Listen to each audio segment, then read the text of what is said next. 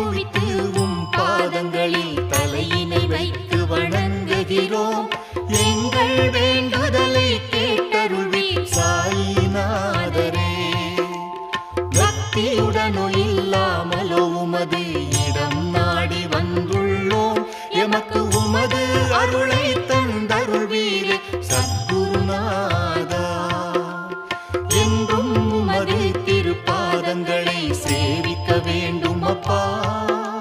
கருணை காட்டி எமக்கு உமது அருளே தாருமையா.